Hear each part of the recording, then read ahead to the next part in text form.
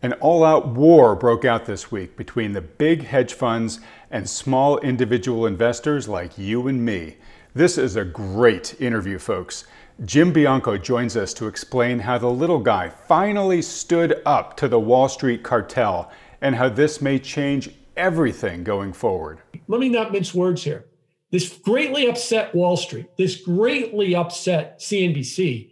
It's been sickening to watch it the last couple of days, how they've been defending the hedge funds and just impugning this retail investor because they're not sophisticated, talking down to them. They don't know what they're doing. Hey, they didn't lose 100% of their money. Melvin Capital did. So, let's talk about who the sophisticated investor here is in this mix. Welcome to Peak Prosperity. I'm Peak Prosperity co-founder Adam Taggart here, welcoming you back for another week of making sense of money and the markets. And what a week it has been. We're going to jump into that with today's guest, who we are incredibly privileged to have.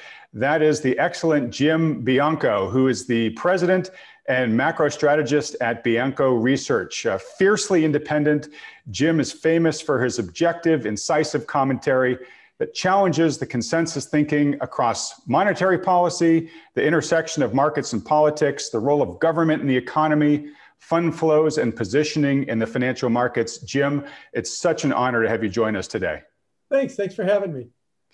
Well, let's dive into things here. Look, there's a massive insurrection going on in the markets this week with the retail investors of the Wall Street Beats crowd, the Robinhood crowds, taking on the hedge fund industry and drawing real blood. Today, we've actually seen the empire strikes back, and we're going to get into the details of all of that next. But right before we do, I just want to zoom up to a macro level. We've seen the sharpest market recovery, not economic recovery, mind you, in history over the past year, with financial asset prices now trading at all-time highs less than a year after the 35% drop they took during the arrival of the COVID crisis last March. There are many highly respected veteran investors like Warren Buffett and Charlie Munger, Jeremy Grantham, Seth Klarman, Carl Icahn. The list is getting longer and longer every day, who are issuing warnings that the market is now recklessly euphoric. In fact, even the IMF, who is often very late to the game and conservative, just issued a warning yesterday about the rampant complacency in today's markets that it believes is obscuring the true risks. So what is your view here? Is the market repricing risk at this time? Or do you think that today's valuations are sustainable? Well, today's valuations, just to put these numbers in perspective, are about as high as we've ever seen. My favorite metric is what's called the Buffett indicator, market cap to GDP. GDP came out today, the day we're talking, and it hit 200, a new all-time high, taking out the March 2000 high as well. The forward price earnings ratios, standard metrics Wall Street uses, they're back to 2000 bubble peaks. So this market is as overvalued or as fully valued, if I was to use the Wall Street euphemism for overvalued, that you will ever find right now. I like to say, I've been saying this lately, that everything in Wall Street is a good idea, but then they take it to an extreme. The idea that the economy was going to recover because we were going to get a vaccine, we're going to get vaccines, we're going to get some kind of return to normalcy, that makes sense. Okay, fine. But then we have to take it to an extreme, and we wind up with the valuations in the market being at the highest that they've ever been. And I think that does pose a real risk for the market moving forward. The problem with valuations is they're not timing tools. So if somebody said, as I said, oh, the stock market's at the same bubble peaks it was at March of 2000, your mind goes, oh, that means then we're about to crash and fall right away. But I could also have said it's at the same bubble peaks as it was in January of 99. And the NASDAQ went up another 80% before it crashed as well. So you don't know where you are in that mix, but you're somewhere in there, so that what the valuation tells me doesn't tell me when the market's going to turn, but it tells me when it does turn, it's got a lot of downside risk. If you disappoint a market this highly valued, that you have a lot more downside than you would if you had a cheap market and you disappointed it. All right, and I apologize for kind of putting you on the spot early in the interview here, but I'm curious because you mentioned, downsides. Jeremy Grantham gave kind of a recap of kind of historical previous bubble valuation periods and said, we've never seen a bull market get to this level of mania without it correcting by at least 50%. We had David Hunter on this program a few weeks ago, who was sort of putting a flag in the ground of somewhere between 65 to 80%. Do you have any sort of general gut sense of the magnitude that based on the current valuations today, you think the market should correct based upon your knowledge of history? It's hard to put a number on it because I don't really do that. But let me answer the question this way. There's other environmental factors that have to come into play with this as well, too. You've got the 10-year yield at, say, 1%, 105 or so, just slightly above 1%. If you start a correction in the market in the wake of higher interest rates were to start up, I think that's much worse than if you were to start a correction with the interest rates falling yet again, as we've normally seen. Interest rates rising, most likely my guess would be because there's be somewhat of a fear of inflation. Look, if you keep mailing everybody money, which is what we've been doing, eventually they're going to start spending it and we're going to wind up with inflation. And that could make it worse than if you were to just say interest rates are going to stay at these levels or kind of trend lower and the stock market's going to start to pull back on valuation. So tell me what interest rates are going to do and I'll tell you how much it's going to pull back. But in either case, I do think it's going to be significant. That the pullback would have to be at least 20%. It's not going to be a 5 or 10% correction, and it could be much more depending on what some of those environmental factors do. Okay, great. Very helpful answer. Exactly what I was looking for. And just for comparison for viewers, if you're trying to compare kind of today's market overvaluation to say, prior to the 2008 great financial crisis or the dot-com boom, to Jim's point, interest rates were a lot higher there, right? And so they had the Federal Reserve had a lot of room to kind of bring them down to help cope with this. We have much less room to play with here now with interest rates. And as Jim said, kind of the other different dynamic here is that I think the concern of inflation is much higher. So if there's not a lot of room to bring rates down, and in fact, there's increasing concern rates may be going up, this could be a very different type of bubble correction than folks have experienced in living memory. All right, well, Jim, let's get on to the story of the day. And I'd love for you to really describe this better than I, because I think you're a lot closer to it. But basically, we've had sort of a David and Goliath battle going on in the stock market over the past just week or two, where you've had just legions of small individual retail investors band together to take on the big hedge funds.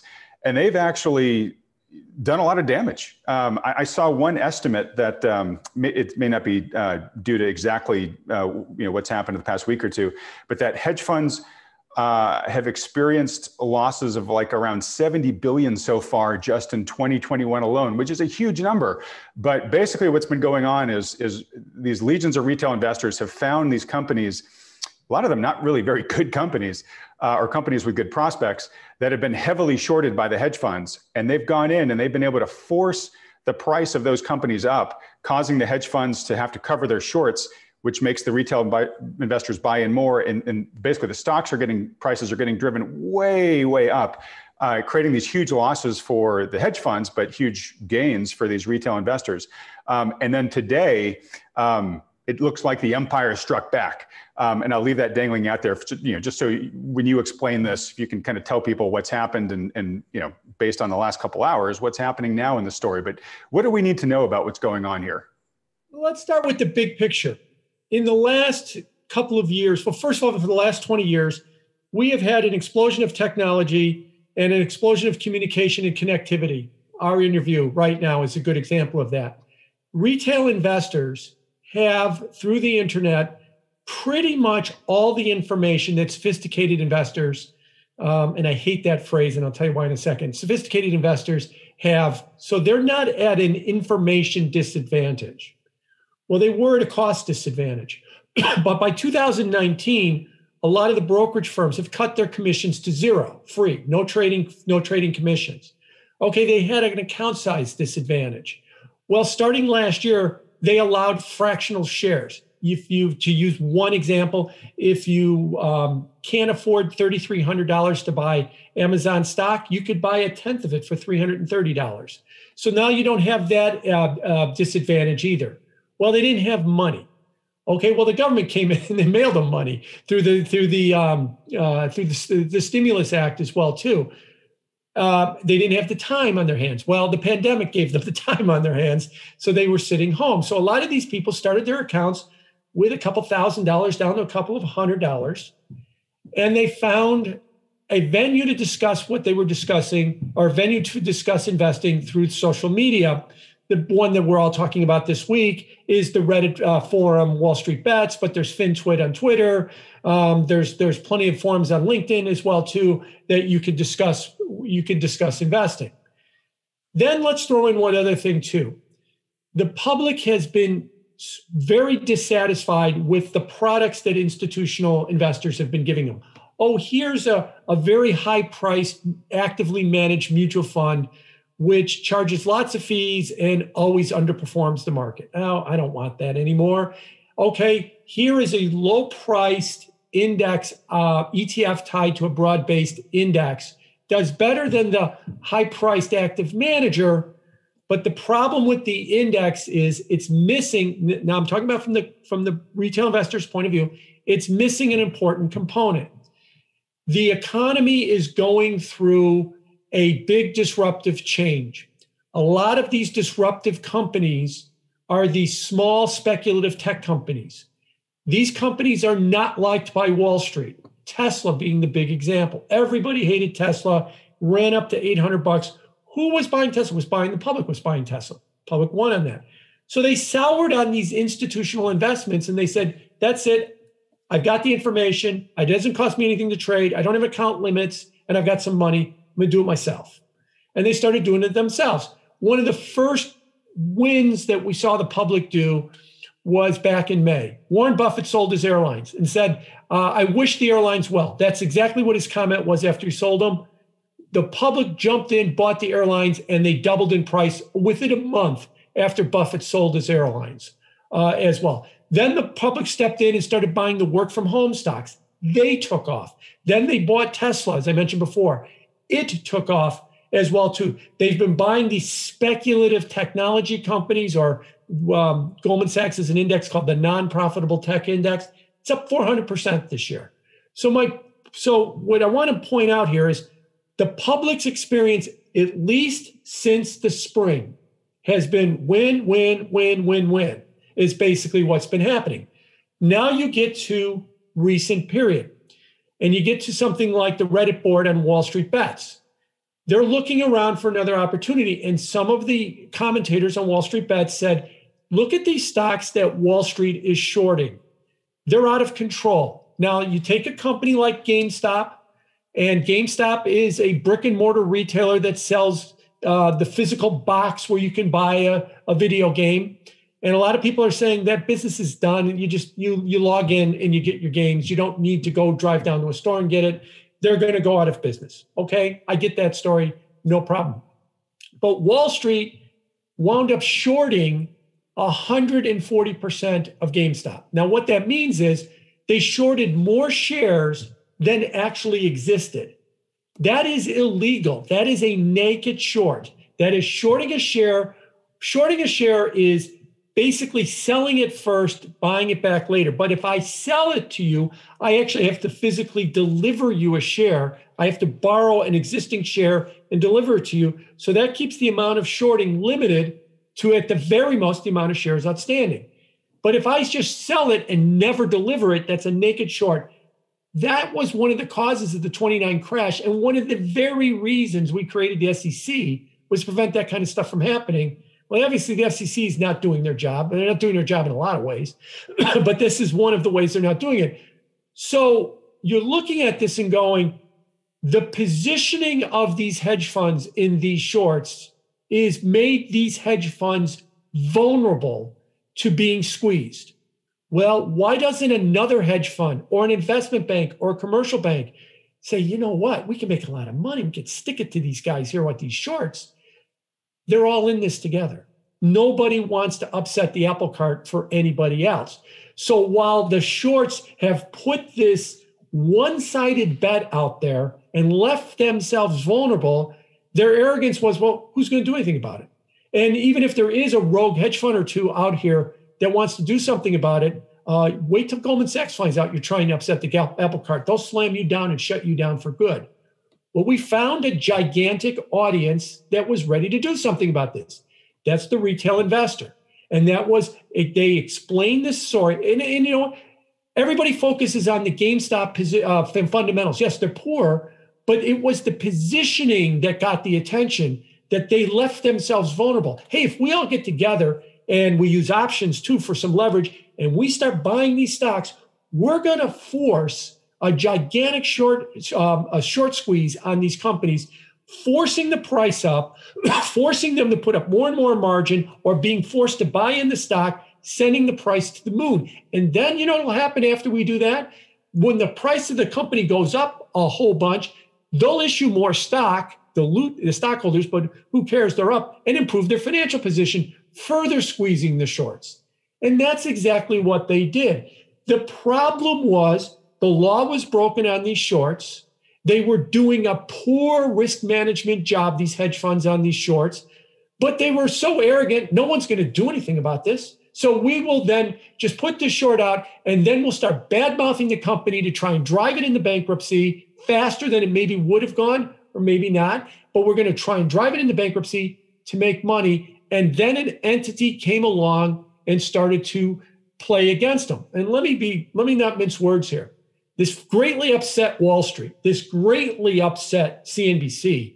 It's been sickening to watch it the last couple of days, how they've been defending the hedge funds and just impugning this retail investor because they're not sophisticated, talking down to them. They don't know what they're doing. Hey, they didn't lose 100% of their money. Melvin Capital did. So, you know, let's talk about who the sophisticated investor here is in this mix right now. And they've been telling them that they're at risk, they're at risk, they're at risk. And then today, you're right, the empire struck back. Thomas Petterfy, who is the chairman of Interactive Brokers, right before I came on with you, was interviewed on I'm sorry, not on CNBC, but on Bloomberg TV. I know he was also interviewed on CNBC earlier in the day, but I didn't see that interview. I saw the Bloomberg interview. I love these 80-year-old founder chairman guys. They have no filter, so they just tell you what they think. And he basically said the brokers and the regulators all talked to each other, and they said that they didn't see any reason for the short squeeze to stop. So the prices were going to keep going and going and going. And they were at risk of losses, that the losses would get so great that some of the people would not pay the broker, then the broker would be on the hook. So they put restrictions on buying these stocks anymore.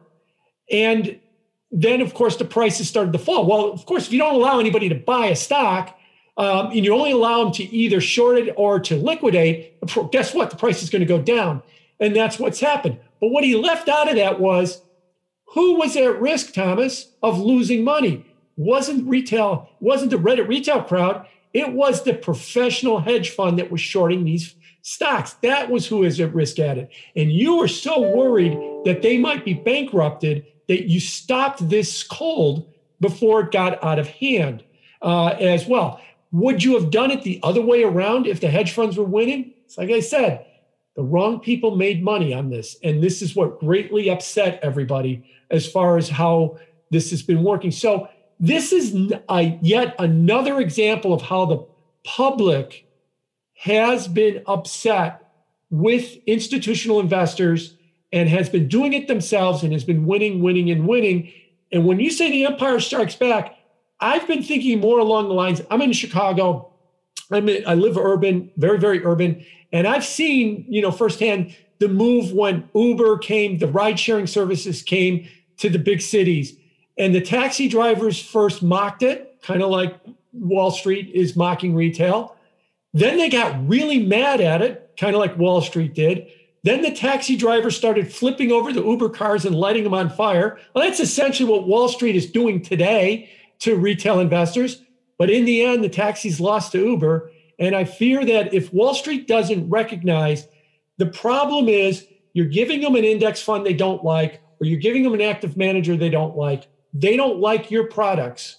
They're doing it on themselves. So instead of flipping their cars over and lighting them on fire out of anger, why don't you give them the product that they want? Why don't you give them the investment vehicles that they want so they don't feel a need to kind of go on it by themselves? So to me, what I'm trying to argue here is this is a failure of the institutional business is what this is. This is not a sign of the retail business. Retail is always there. Retail puts their money in mutual funds, puts their money in ETFs. Now they're doing it themselves. So that's really what's been happening with this. So it's not like there's new money in the market. There's a little bit of new money in the market because of the CARES Act and some of the stimulus kind of putting these money in there. And there's a little bit more new money in the market because trading costs have become so low that people are opening brokerage accounts with a few $100s and starting to play with this. But in essence, it marks a failure of we institutions will offer retail product to buy, and they don't want it anymore. And so they're going out and they're sort of creating the product on their own, kind of like a ride sharing type of thing. And the institutions are getting very upset with this because the wrong people are making money. And so it really is a very telling story. I don't think it's just more, it's more than just a mania. Is there a mania in there? Absolutely. Could prices peak and go down? Absolutely. But if Wall Street thinks that, oh yeah, there'll be a mania and these people will get their comeuppance and then they'll close all of their Robinhood accounts and they'll apologize and they'll go back to those big active managers or they'll go back to BlackRock and say, I'm really, really sorry. Here's my money. Please put it in your expensively feed fund and underperform the S&P for me, just like we used to do. That's really what I want now all over again. I'm sorry for ever thinking I could do this on my own. That's not going to happen. That is just not going to happen. We're moving in that different direction. And instead of being upset and trying to punish people for doing this, Wall Street should be understanding this switch, but they're not. So that's my little soliloquy on what's been happening over the last couple of days. And I think that that's important to understand it from the failure of the institutional side, because I don't hear a lot of people talking about it in that respect. Yeah, well, look, Jim, that was a phenomenal summary. So thank you. And mania concerns aside for a second, I agree with you. This really is a story of disruption, right? A business model disruption. And you used I think a really apt analogy with Uber and the taxi medallion holders. Here, what we're seeing is, and we've complained about this for years and years and years at Peak Prosperity, is, Wall Street essentially has been run as a cartel, right? Few players kind of control all the action. They bend the rules to their self-interests. They compromise the regulators. They control the politicians, and they all kind of play the game. Like you said, as long as everybody's not, the game players aren't trying to upset the apple cart, everyone's going to get fat in that game, right? And of course, the patsy there is the dumb money, the small retail investors, the pension funds, et cetera. And here we go, because of technology breakthroughs and a few other things that you already listed. All of a sudden, there's enough people power to have another player in the game. And, in many ways, I'm sort of watching this with a lot of schadenfreude. Sounds like you are too, where, these big bullies who have been pushing people around the playground for decades, really, finally got punched in the nose, right?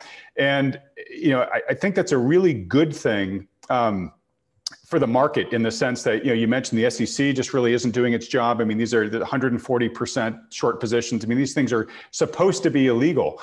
And this is basically sort of citizen vigilantism, where they've been able to kind of rise up and say, well, look, if the regulators aren't going to do their job, we're going to basically force a more equitable outcome here in the market. So, in one sense, I'm cheering on a lot of this stuff.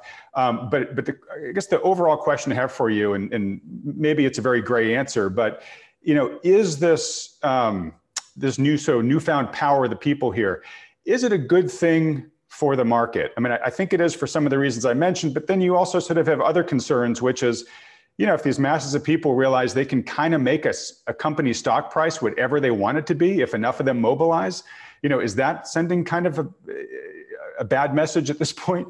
But I'm just curious. There's so much dust in the air right now. What do you think? Yeah, keep in mind what made this work, what makes this work is the vulnerability that Wall Street left themselves with.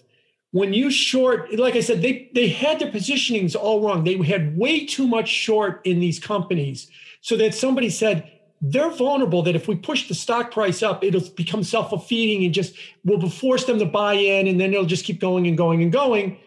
You know, in the olden days, you know, we used to say that there was no honor among thieves on Wall Street, that if a bunch of hedge funds did this, tried to go 140% short of a company, say 20 years ago or 30 years ago, Goldman Sachs would have looked at it and said, man, we can rip these guys off. We can take all their money from them. Let's go do that. But today, Goldman Sachs isn't the slightest bit interested in doing anything like that because they're all playing the game together. So this new crowd came in and had to do it. And so somebody's got to keep them honest. And so at least we've got somebody keeping them honest. Let me defend them, the retail crowd, one other quick way. They got a phrase on WallStreetBets, which I think is wonderful. It's called loss porn, P-O-R-N, loss porn. Don't go on there and brag about how good you are. Don't go on there and tell me about all your winners. I want you to tell me about your losing trades. I want you to show me your losing trade tickets, and we're going to celebrate your losing trade tickets. And all their options trades, they call them YOLOs. You only live once, kind of the new wave of Carpe Diem, is basically what they're trying to tell people is this is really high risk. This is really high reward. And look at this loss porn. This is what could happen to you. If you're willing to accept those rules, then come on in and play. But we are not sugarcoating this, that somehow this is the road to riches and everything else. So in that respect, I think it's good for now because there's going to finally be a counterbalance to some of this other stuff. Eventually, if they become too big a counterbalance, then we need a counterbalance to them as well too. But that's down the road for right now. So I'm all for it. And yeah, let me be clear on this. That's not to argue that there isn't some kind of overvaluation or a bubble or some kind of a pullback. That could happen. But what I think, if you think, oh, well, the pullback will come and WallStreetBets will close and everybody will go away. No, they won't. They'll get hurt. They'll have losses. They'll change their tactics, but they're not going to go away. And that's the part I think that people need to understand. Nor do I really want them to go away, because somebody's got to offset this cabal of Wall Street that kind of does things without any consequences, and everybody's kind of playing the game so that they benefit themselves. Look at today. Like I said, who was at risk for loss today that they had to stop the short squeeze? All the hedge funds. That's who the risk was. Wasn't the public as well. And they came in and they shut it all down today in order to try and protect themselves. So we need that kind of counterbalance. This is the last word on this story has not been written. All right. And I'm going to ask you in a little bit about some of your work on COVID. But just to make an analogy, we knew COVID was beginning to be a problem, in late January, early February. The U.S. was still letting in flights from China in March, right? Yet it took less than 24 hours for the powers that be to mobilize to protect the big hedge funds from this, right? It just shows you kind of the prioritization that we have as a society right now. It's crazy. Right. So I got several other questions to ask you, but yeah. As you react to that, last point on the topic, or last question on the topic we're talking about, how big of a game changer do you see what's going on right now is? Is it just sort of the phenomenon of the week, or do you think it's going to have long-lasting implications? Well, the reason I went through that, the technology, the zero commissions, the fractional shares, and then Buffett and the work from home stocks and, Tesla and the like, is this didn't start last week. This has been building for years. And this is just the latest iteration of what we've seen. So I think this is a big thing that's going to go on. And ultimately, it can be a little bit more healthy because you will get back to kind of a market we had 40 years ago or 50 years ago, where it was more people discriminating about buying a piece of a company as opposed to buying into a product like an active manager or an index that indiscriminately bought everything. That ultimately, I think that would be better in the long term than what we have right now. It will help capitalism work a little bit better. But yeah, I mean, it might, two things can be true at once. We could be going through this tectonic change where retail investors have been given the tools and the low cost that they can do it themselves and compete with the big boys. And we can also have a peak at the same time. So two things can be true at once. It doesn't have to be an either or type of situation with it. And yeah, I do think that when you look at the valuations, that it is kind of, it is, very vulnerable. Like I said before, valuations tell me we're vulnerable. They don't tell me when. These type of instances that we're seeing with what's happening with all of this mania on mania with retail investors might tell us we're getting closer. But again, it still doesn't tell me when. But I don't think it's going to be that much further off. All right, awesome. And we're running over here, but this is such a great conversation. I want to keep it going for a few more minutes longer, at least. And thanks so much for giving us so much time and great insight here. So, talking about current market valuations, how the landscape's changing, as you look forward, because that's really your role at your research firm, is to look forward and try to figure out, what the landscape's going to evolve into. What do you kind of see going forward as broad strokes here? That we just had the Fed conferences yesterday. Both Jerome Powell and newly appointed Treasury Secretary Yellen, who used to be a Fed chair, both seem very content to keep the monetary and fiscal spigots turned on for as long as they think they need to. So I guess the question is, what do you see going forward? And if it's going to be very influenced by stimulus, monetary and fiscal, are there limits to what stimulus can do? Can they prop these markets up forever, or at some point, do their weapons become less and less effective in trying to support today's prices? I think that 2021 is going to be about one word, and it's going to be about the word inflation. And I'll give you the scenarios. Scenario one is we get inflation. I'm in this camp that we're going to see more inflation as we move forward. Why are we going to see more inflation as we move forward? As I kind of teased before, we've been mailing people money. First, we mailed you a $1,200 check. Then we gave you an extra $600 a week in unemployment. That was in the spring. We had the PPP loans as well, too. Now we've mailed everybody a $600 check. We're giving you an extra 300 weeks of unemployment. Currently, we're discussing whether or not you're getting a $1,400 check coming in the mail as well, too, and maybe extending that unemployment all the way through the end of September.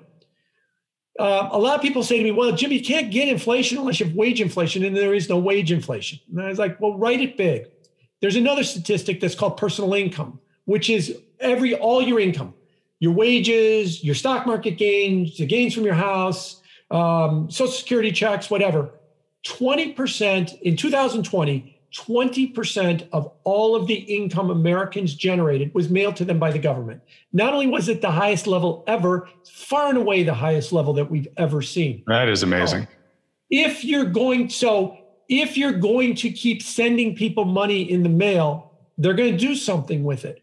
What are they doing with it now? It gets back to our previous conversation. They're afraid to spend it because the economy is not doing that well. So they're saving it, and that savings for a lot of them is in a Robinhood account, and they're running with that. Well, eventually, let's just say eventually, COVID will pass. The economy will start to open. I'll get to go back to Wrigley Field because I'm in Chicago. I hope soon this season as well. And we're going to have all this money and we're going to spend it. So story one is when we start spending it, we're going to see interest rates move up. We're going to see inflation move up, followed by interest rates moving up. The Federal Reserve, if they think that the answer to higher interest rates because of higher inflation is to buy more bonds and suppress interest rates below the inflation rate because of rising inflation, that will end badly. I've used the analogy, the Fed is a post in the ground. The market is a horse tied to that post. It stands there because it's tied to the post. And the Fed gets what they want. They want the horse here. They got it here. They put the post down and they tied the horse to it. But that horse is an 1,100-pound animal. You spook that horse. That's called inflation. It'll rip that post right out of the ground and it'll do whatever it wants to do. So if the Fed thinks that the answer to higher inflation is that they are going to try and suppress interest rates from rising, I think that will end badly. That's my scenario, that over the year, we're going to see higher inflation. One quick word about inflation. If we get, let me use the Fed's favorite measure, or one of the Fed's favorite measures, core personal consumption expenditures, core PCE. That's one of the measures they like. So I'll use their measure. We get 2.6% inflation. That is a 28-year high in inflation. 2.6, come on, that's not inflation. Well, it's a 28-year high. It's a good place to start. So when I talk about inflation, give me 2.6, give me 2.7. I'm not saying give me 7 or give me 6 or 5. I'll worry about that the next year, the year after. But start with a 28-year high in inflation. Now, the Fed says, oh, but we'll tolerate 2.5% inflation. It's not your call. It's the market's call. If the market, if that horse doesn't like 2.5% inflation, it'll rip that post out of the ground. In December of 2018, Jay Powell comes out and says, we're going to reduce the balance sheet by $60 billion a month. It's going to be an automatic pilot. It's going to be washing paint dry. The market rioted, sold off 20% during the fourth quarter of 2018. 10 days later, we had the so-called Powell pivot. Oh, we're going to be patient and flexible. Last year, almost a year ago today, actually, it was a year ago today, the Fed had their meeting. We're at 2.5% on the funds rate. We're going to stay here. I see no reason for us to move rates. 14 days later, they cut rates 50 basis points. Why? Because the market tanked as we became aware of the impact that COVID was going to have. The last two Fed changes, we were 14 days away from the Fed changing once the market decided it was time for the Fed to change. So if inflation keeps going up and interest rates start to object to it, eventually, and if the Fed tries to fight it and they start creating problems in the bond market, it will force them to raise rates at some point down the line. That's if we get inflation. I said 21 is going to be the year of inflation. Let's say we don't get inflation. Let's say that the people that said, look, Jim, we're not really stimulating, we're just filling a hole that we created from COVID. Okay, we're filling a hole we created from COVID, fine. Then you mailed me $1,200, you mailed me $600, you mailed me $1,400. You gave everybody all this extra money in unemployment benefits, and all that money went into the stock market and went up. So what was the consequence of all of that money mailing, as I like to call it? Not money printing, but money mailing. The poor got something. Yeah, you could quibble that maybe it wasn't as efficient, but they got something. The unemployed got a bridge. And the rich, let's define the rich as stock investors, they got new highs. Everybody won. So why are you going to stop doing that? UBI, universal basic income, and modern monetary theory will become the order of the day. As soon as we're done with the $1.9 trillion package, we're going to do infrastructure, which is going to be more spending. And then we're going to look around and go, let's say, Jim, you were wrong. There was no inflation. Let's mail some more money. And then we're going to look around. There's no inflation. Let's mail even more money. And so there's no way we're going to ever say, look, we mailed everybody money. Everybody won. Nobody lost. But we're not going to do it anymore. Especially with a Democrat Congress, we're going to definitely keep doing that. So that's why I say it's going to be the year of inflation. Do we get it? I think we do because of the money mailing. Or don't we get it? And if we don't get it, we're just going to then welcome UBI. We might as well, bring back Andrew Yang and Stephanie Kelton, the big proponents of UBI and modern monetary theory, because they're going to be running the show as far as we go from here. So one way or the other, I think the story this year is going to be about inflation. Okay, so you have probably freaked out a good percentage of the viewers of this video for a variety of reasons. But one big one is I think a lot of them share a skepticism, a concern, a fear of further erosion of the purchasing power of their cash and their savings. That is inflation. That's what inflation does. Exactly. That's what inflation does. So. Yeah. And just to be clear too, we've had a number of guests on in recent weeks and months who are coming to the same conclusion as you, and they are, like you, very smart, very experienced investors. I'm talking about people like Steen Jacobson of Saxo Bank, Grant Williams, Jim Rogers, et cetera. So, you're validating a lot of what we've already been hearing. So, for folks that are concerned about a potential year of inflation, you spend your time doing research and then advising investors. What advice, what recommendations to viewers that are watching and are concerned and are looking towards their portfolios? Do you have any advice of asset classes or strategies that they should be considering at this time? Well, there are a bunch of inflation beneficiary strategies that have been doing well. Of course, Wells seems to be paled in comparison to GameStop. They give. You can be looking at gold. You could be looking at silver. You could be looking at commodities or maybe commodity producers.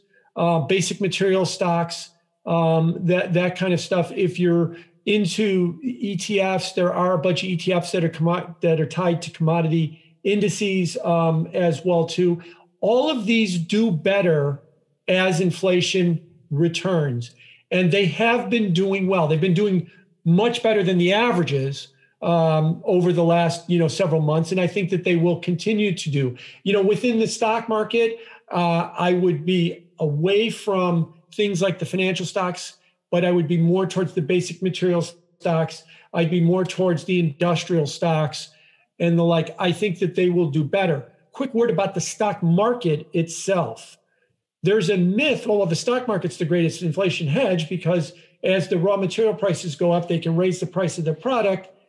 Yes, but they can never keep up with their margins.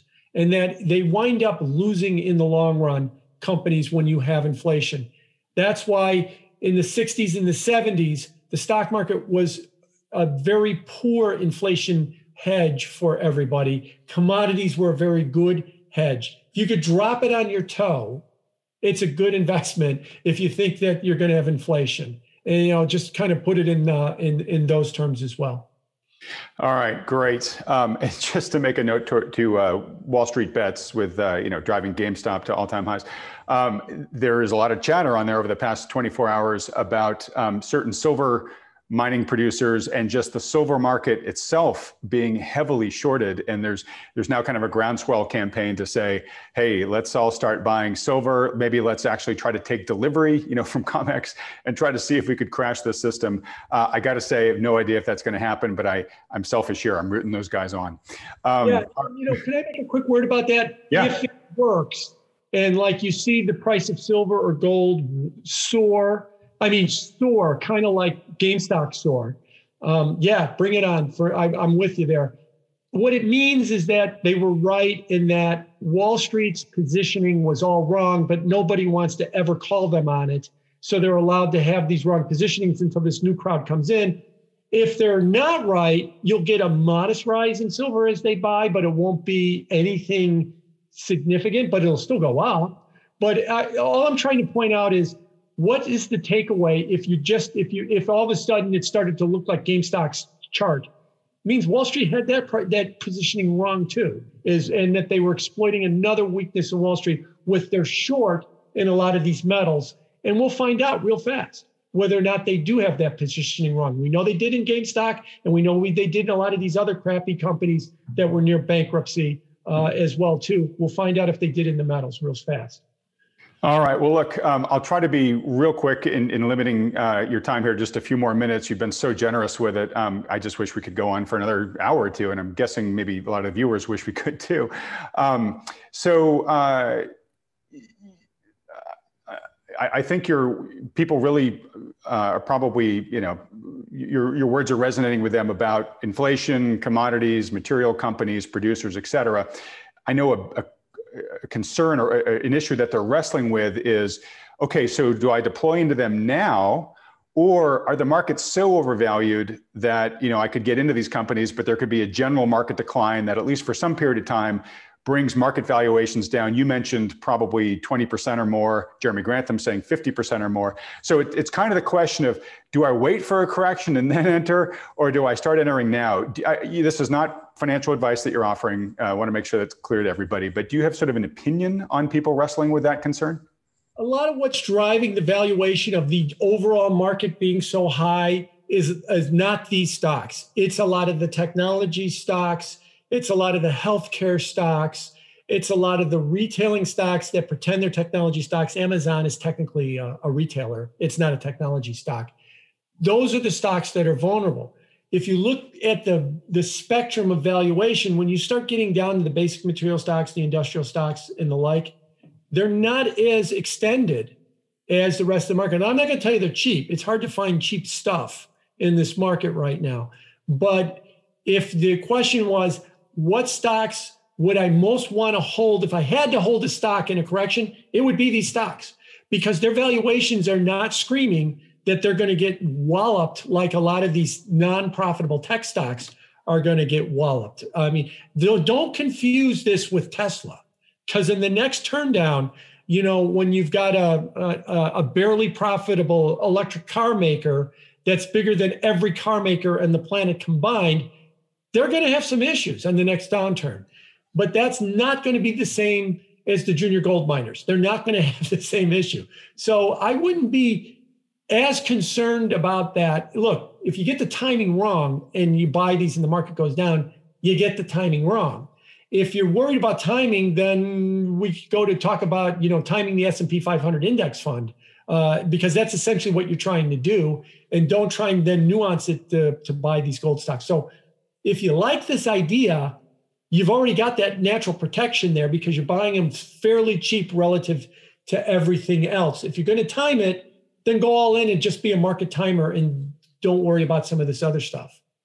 Okay. And we're probably united in the opinion that most average people shouldn't try to be market timers. It's just, it's a fool's errand in many cases for people who don't follow the market. I'd like to say about market timing is I think that there's people that can do it. It's a full-time job. Exactly. Now, do you have no job and do you have 45 hours a week to devote to it? If you do, be a market timer. Now, if that's not what you do, don't be a market timer. You can't do it part-time. You've got to, it's a full-time job if that's the business you want to get into. And virtually nobody wants to be in that business full-time, nor should they.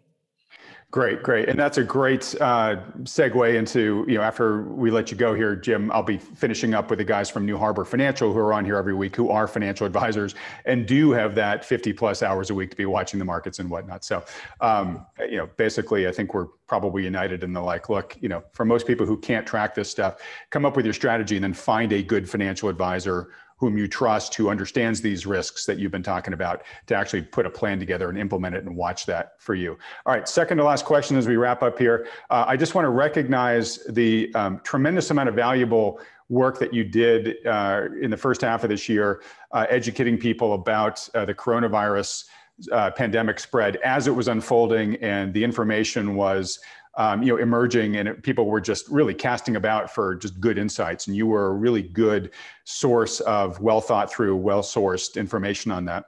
It's something you and Chris, I think, did just a huge public service to many, many people through that. I don't know if you're writing as much about coronavirus these days, but is there anything going on there that you think is notable for us to talk about before we let you go? Yeah, I've been really focused a lot more on the pace of the vaccines. How many people have gotten the first dose, the second dose? What is the pace of the vaccines as well, too? And the one thing I'll point out is that the country of Israel, now it's not a big country, about the size of New York City, country of Israel is now vaccinated about 40% of its population, 40% of its population. But if you look at the Johns Hopkins data on infections, it's not really coming down yet. And I'm wondering if that is giving us a good sign for big countries like the US. Okay, what do we got to get to in order to start to really see some kind of decline in the amount of infections? Now, I'm leaving aside whether or not we get a mutation or we get this South African mutation or something, and that changes the game. That can always be the case. But just leaving that aside, what do we got to get to? And if Israel's at 44%, and they're not quite turning around, does that mean we in the US have to wait until we get to about 110 million people vaccinated? And that's two-dose vaccinations. We've only got about 4 million people two-dosed right now. We got a ways to go. It could be the balance of the year if that's indeed the case. So that to me is the most concerning thing that I've been looking at. I'm trying to watch the pace of the vaccines a little bit more as we move forward. Okay. I mean, that is sobering. Obviously, we want these vaccines to be making a huge difference. Still really early in the game. So, caveat this, that we're looking at a data point of one country-wise so far with Israel. But I think to your point is, since we have that data point and it's showing no demonstrable reduction yet in the incident rate of cases, we have to leave ourselves open to the possibility that COVID may not be dying down as fast as we would all like. And that has obviously social implications, but it also has implications for the markets, et cetera, right? I mean, the markets at their current prices are, basically presuming perfection in terms of rapid return to business as normal. And this could definitely be another monkey wrench that gets thrown into the works. As I said in the beginning, everything on Wall Street is always a good idea taken to its extreme. And the valuations on the market are the good idea that, hey, we're going to have a reopening in the economy. Yeah, okay, we're going to have a reopening in the economy, but you've taken it too far. And you better have that reopening soon if you're going to continue to be at these kind of valuations. Or to put it in another way, President Biden keeps talking about his 100 million shots in the first 100 days.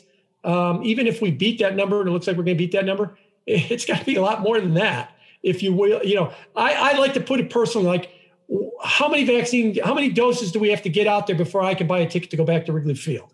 And it ain't going to be 100 million. It's got to be a lot more than 100 million. And so we're going to have to hopefully see that gets ramped up and that gets moving. And again, this all assumes that there's no monkey wrench thrown in there, that here comes some kind of mutation, that either the vaccine doesn't work or that it becomes more contagious or something like that. I can't predict that, but I can say that what we need to do is if we are all ready to go, I got friends that seem to think that that's it, the vaccine's here. The first day, because I live in Chicago, the first day we get back to 70 degrees, we're going to be out there and going, hold on a minute, time out. If we don't have enough people vaccinated, it's going to look a lot like last spring. And you're going to be very, very disappointed unless we start ramping these numbers up here real fast. So we'll see what happens with it. Okay. Well, Jim, this has just been an absolute pleasure. Just insight packed. I cannot thank you enough for your time, for your expertise, for your articulate explanations. Really hope to have you back on again in later in 2021 so we can see what's happening as things evolve here. As I'm sure a lot of people have enjoyed this as much as I have, for folks that are interested in learning more about you, following you and your work, where should they go? Start with Twitter at Bianco Research, or my website, biancoresearch.com, or you can follow me on LinkedIn at Jim Bianco. Just search for my name. Those are three good places that you could start and kind of go from there. Great. And Jim, in the editing process, I'll put up an overlay to those URLs so folks can easily find them. All right, Jim, thank you so much again. We'll let you go here and get back to your important work, but really just what an honor. Thank you so much. Thank you. All right, Mike and John, the interviews just keep getting better and better and better. What an excellent interview from Jim. We ran a little bit late, so we have less time for our normal kind of post-mortem here of what the markets have done in the past week. But Jim addressed a lot of that in his recap there. But John, let me hand the football to you. I know that you're a big follower of Jim's work. Any commentary, any particular reaction here that you think folks should know about? I thought that was awesome. I thought he was spot on so much there. The movement here that we're seeing, some of the highly shorted stocks and some of the comments on inflation and the note that stocks aren't a good hedge for inflation when they're priced at these levels. So spot on in so many areas, and there's so much research that comes to those conclusions. I just want to comment quickly about the headline news in relation to these GameStops and the other stocks like AMC theaters that have been taken over by folks trying to fight the hedge funds. I think there's a misconception here. People have kind of I think wrongly viewed what we might call the Robin Hood crowd as just kind of fooling around, looking at Robin Hood and trading like it's a video game, like Call of Duty or Madden's, football. Absolutely wrong way to read that. And what we are seeing here is social unrest in the form of fighting back in the financial system. If anybody has any doubts about that, all you need to do is go and look at some of the chat boards or some of the Twitter feeds on some of the, like, for example, WSB chairman, WallStreetBets chairman. Go take a look at that Twitter feed, and most importantly, look at the comments. You're going to see a thread there that this is not just about making some quick gains in stocks. This is about a growing disenfranchised segment of our society that is pissed off and frankly rightly so. Let me just give you a couple data points. The whole policies that the Federal Reserve has been doing the last 10 years or so, they started by saying we're going to lower interest rates because we want people to go into risky assets. We want those assets to rise in price so people will feel wealthier and start spending, right? So in effect, they were saying, you know what, we're going to lower interest rates, we're going to drive stock prices higher. That's what we're trying to do. And in fact, over the last decade, you had the likes of Warren Buffett and all these kind of, well-respected investors saying, well, stocks are rich, but they're justified by the low interest rates, right? What does Chairman Powell of the Federal Reserve come out and say yesterday? He's like, well, stock prices aren't being driven by low interest rates. I'm like, they're not even trying to tell the truth. I mean, it's such a bald-faced lie, and people are pissed, and this is what is starting to happen. So this is not a game. This is real social unrest happening, and you betcha this is just the start of that. All right, and social unrest has been a topic that we've brought up in past weeks and months on this program, and it does seem to be something that I would say the vast majority of our guest experts see happening too, and are increasingly concerned we're going to see more of in the future if the inequity that, the huge wealth divide that a lot of the Fed policies are creating doesn't get corrected. And of course, you just put your finger on it, John. It doesn't seem like they have any interest in correcting it, at least in the current moment. All right, Mike, I'm going to hand you the football here. And my question to you is we've now had a number of guests of late talk about their growing confidence that we are entering an era of inflation. And, inflation that we have not seen really in decades, that most investors don't really have a living memory of how to deal with. So, we've had Steen share his portfolio with us. We had Jim just sort of rattle through a bunch of contenders. Are you guys able to help people who want to put together an investment plan that takes inflation into account? Are you able to help those people in when you're putting together portfolios for them and portfolio strategies? Is that something that you can, actively engage with them on?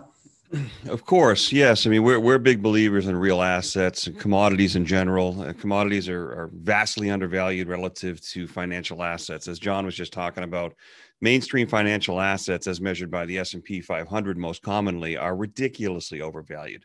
They're at all-time highs, or at least 100-year highs, when you measure them by any reliable indicator. Like Jim just talked earlier about, I think stock market cap divided by GDP just hit an all-time high today, 200%, the Warren Buffett indicator. Commodities are a pocket of undervaluation. Really, they're at 10-year lows relative to the S&P. And so that includes gold, silver, other base metals like lead, tin, zinc, copper, all of these things. The charts are shaping up and they're breaking to the upside. But it's also things like oil, natural gas, it's perking up a little bit. Grains like wheat, soybean, corn, and even sugar. The charts look fantastic. So we like commodities. We agree with I think it was Steen Jacobson that said that, like you said a little while ago.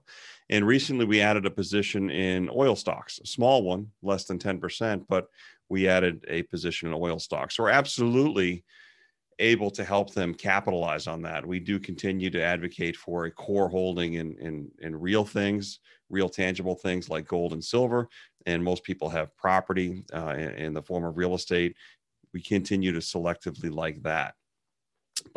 And then, the last thought is that there is a big debate about inflation versus deflation. What's going to happen first?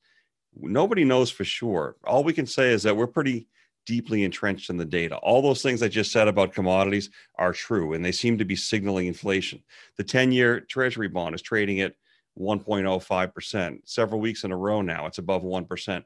That tends to make you think that inflation might be a problem first. But then we look at the money supply. The money supply increased by, the M2 money supply increased by 30% last year alone, all while the velocity of money continues to crash. And so we're really just seeing inflation in financial markets, real estate, and in stocks. We're starting to see it in commodities. We still think there's a risk of deflation first, a deflationary impulse, if you will, over the next year or so, that is then met with even a bigger wall of money printing, which will then be the inflationary spike. So we don't know the exact path. We think that longer term, 2 years plus, inflation is definitely probably what we're expecting to see. We're thinking there's probably a deflationary impulse first. But all of these things we can help people construct portfolios for, and we're very cognizant of those issues.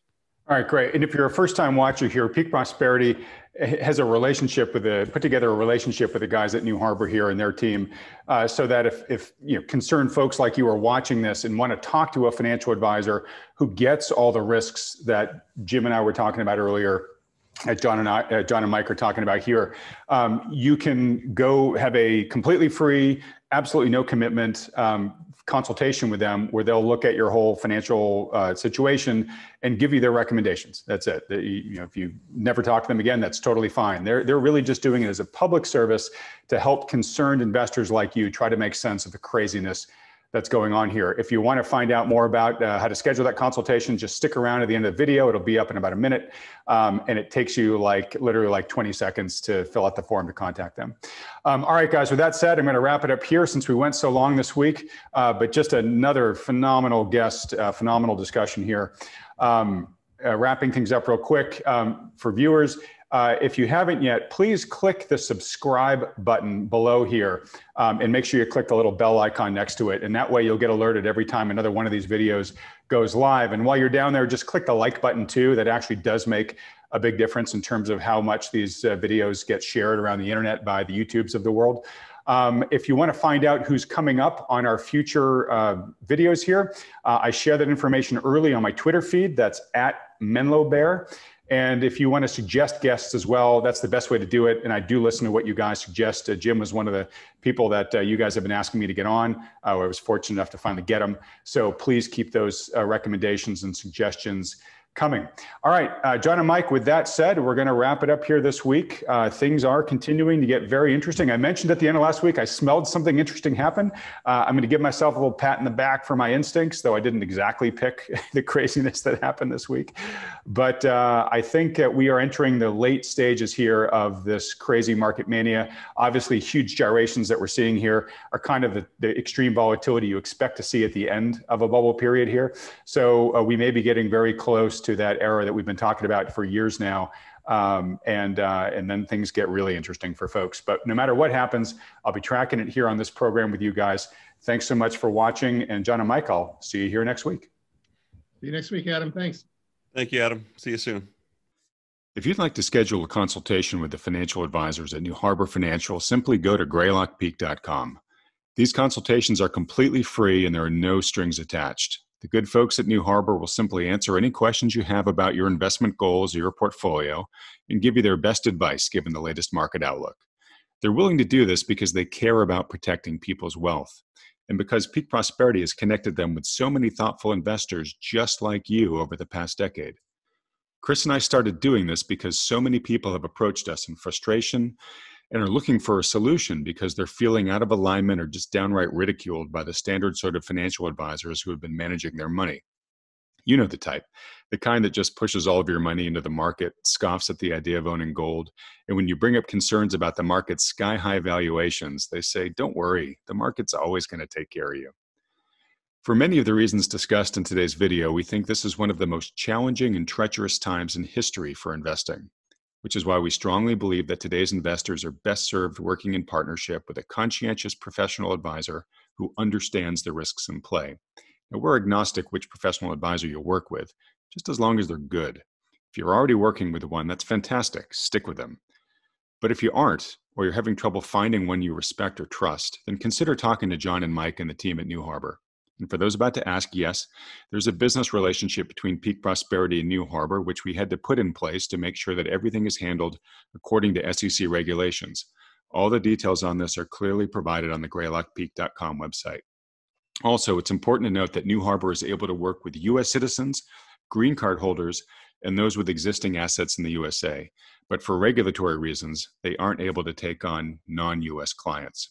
All right, with all that said, if you'd like some insight and guidance on how to protect your wealth during this unprecedented time in the markets, go to greylockpeak.com to schedule your free consultation with the good folks at New Harbor. Thanks for watching.